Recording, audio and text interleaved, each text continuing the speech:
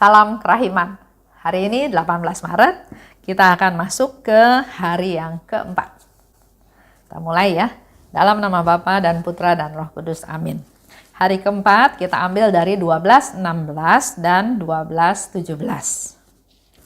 Hari ini bawalah kepadaku orang-orang yang tidak beriman dan mereka yang belum mengenal aku.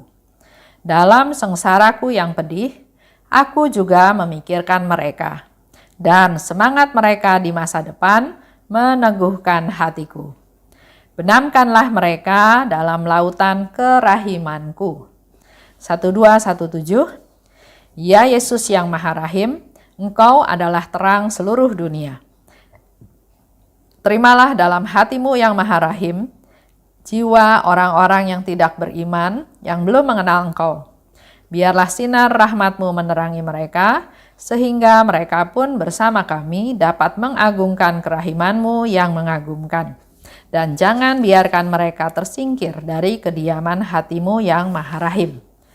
Kiranya sinar kasih-Mu menerangi jiwa-jiwa yang berada dalam kegelapan.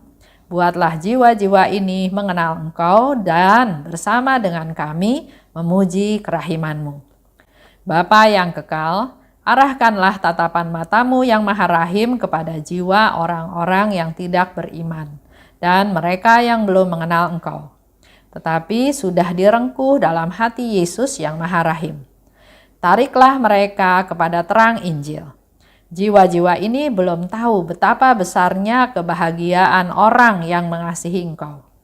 Berikanlah rahmat-Mu kepada mereka, agar mereka pun dapat mengagungkan kerahiman-Mu yang maha murah sepanjang segala abad. Amin. Itu yang akan kita bahas bersama-sama ya, hari keempat. Kembali Yesus minta kita untuk membawa jiwa-jiwa orang yang tidak beriman dan yang belum mengenal Tuhan. Jadi ada dua kelompok ya, ada kelompok yang tidak beriman, tapi juga mereka yang belum kenal Tuhan.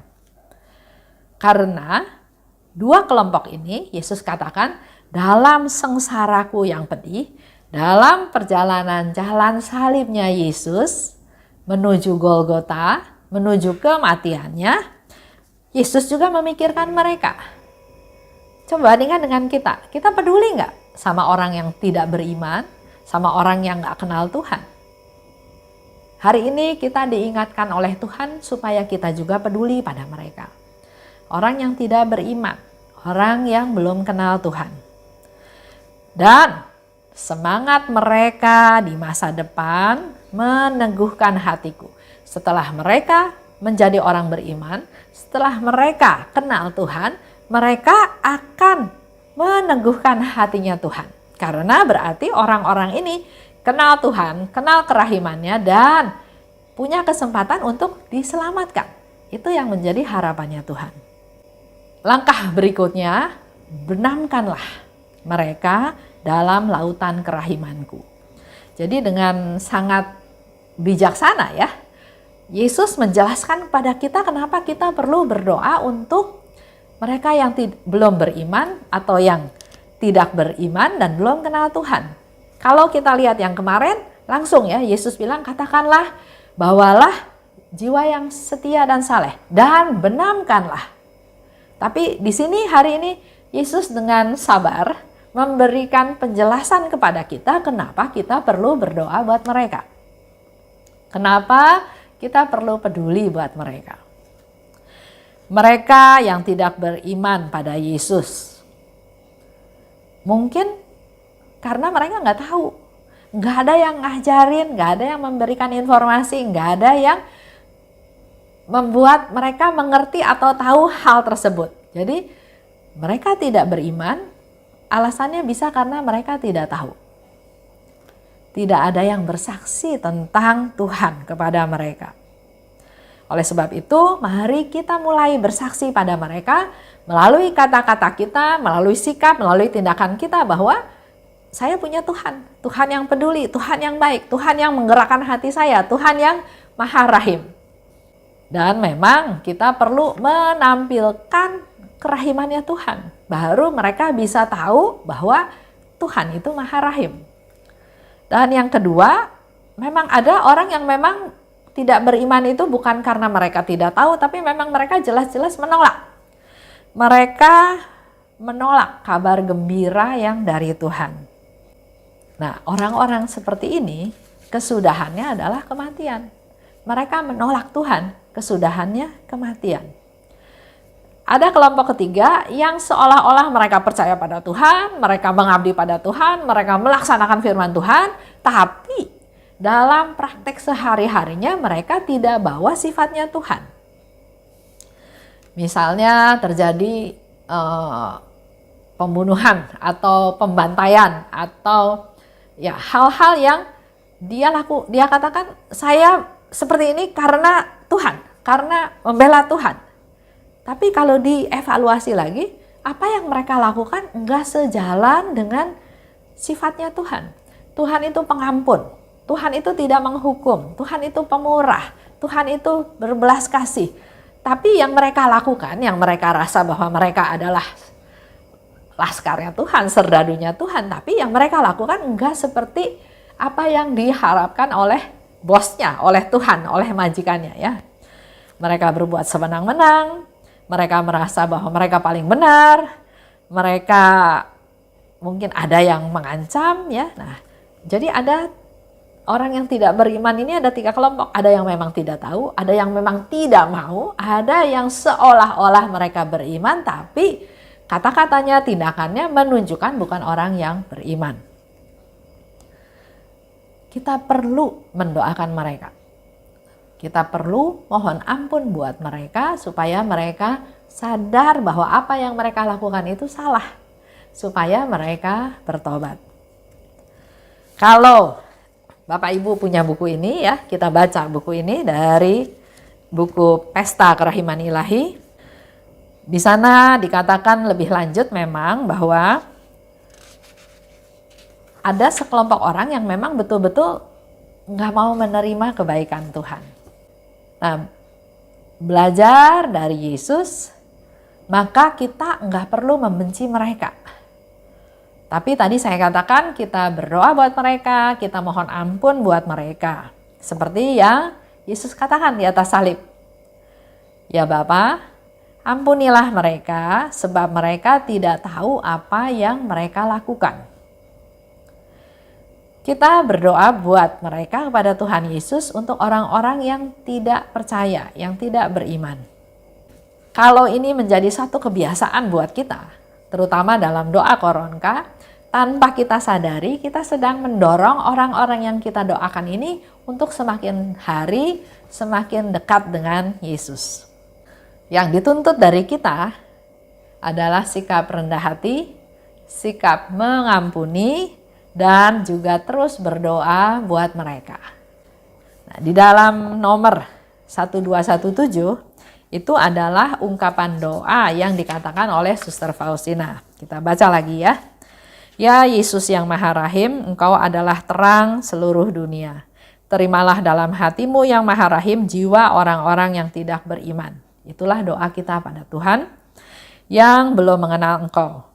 Biarlah sinar rahmat-Mu menerangi mereka, sehingga mereka pun bersama kami dapat mengagungkan kerahiman-Mu yang mengagumkan. Untuk mereka jadi tahu, maka marilah kita bersaksi tentang kerahiman Tuhan. Dan jangan biarkan mereka tersingkir dari kediaman-Mu yang Maha Rahim. Kiranya sinar kasih-Mu menerangi jiwa-jiwa yang berada dalam kegelapan. Mereka yang tidak beriman, mereka ya memang ada dalam kegelapan, karena kita tahu ya Yesus adalah terang dunia. Buatlah jiwa-jiwa ini mengenal Engkau dan bersama dengan kami memuji kerahiman-Mu. Jadi jiwa-jiwa yang kita persembahkan juga dalam doa kita bersama dengan kami. Jadi mereka juga menjadi bagian dari komunitas kita, bagian dari kita untuk sama-sama memuji Tuhan. Bapa yang kekal, arahkanlah tatapan mata-Mu yang Maha Rahim kepada jiwa orang-orang yang tidak beriman dan mereka yang belum mengenal Engkau, tetapi sudah direngkuh dalam hati Yesus yang Maha Rahim. Tariklah mereka kepada terang Injil, Jiwa-jiwa ini belum tahu betapa besarnya kebahagiaan orang yang mengasihi Engkau. Itu yang menjadi kerinduan kita, supaya mereka yang belum kenal Tuhan jadi kenal Tuhan dan bisa merasakan kebahagiaan seperti yang sudah kita rasakan. Bukan kita nikmati sendiri, tapi kita juga harap orang lain juga menikmati hal yang sama.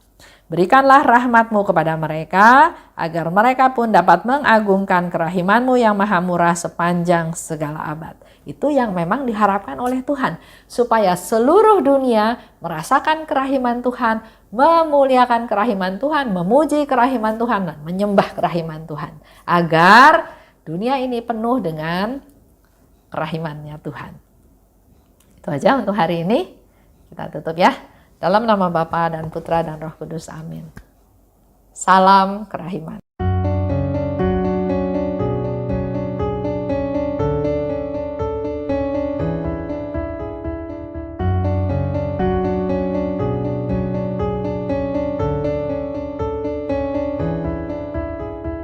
Mengapa Engkau membiarkan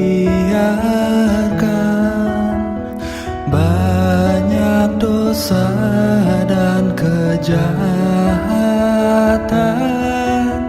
Mengapa Engkau tidak menghukumnya? Ternyata Engkau masih memberi kesempatan. Dia memperpanjang masa kerahiman. Celakalah mereka yang tak menyadari. Tulis dan wartakan kerahimannya. Mohon rahmat bagi mereka yang berdosa. Ya Yesus, terima kasih atas semua kesempatan yang Engkau beri. Ya Yesus, ampunilah atas semua dosa yang terjadi.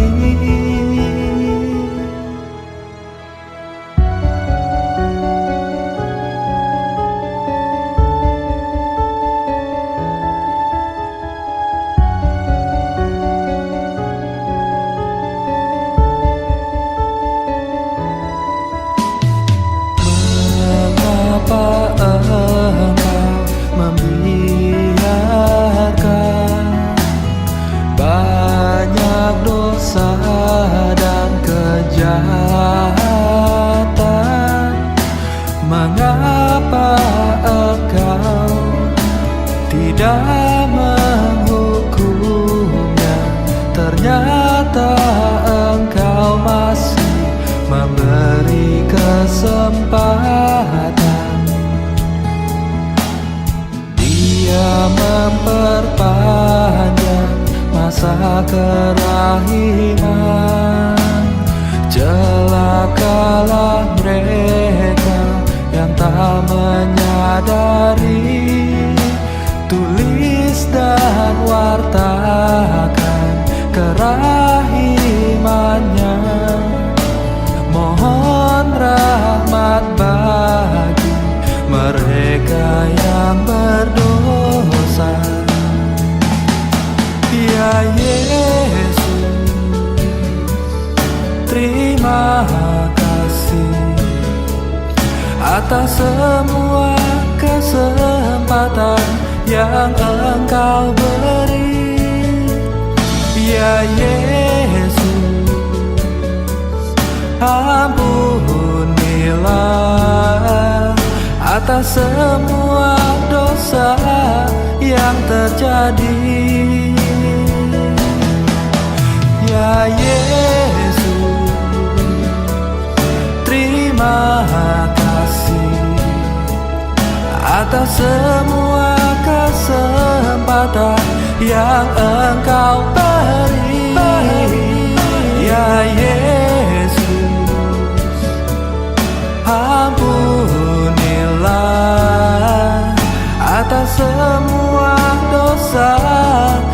terjadi.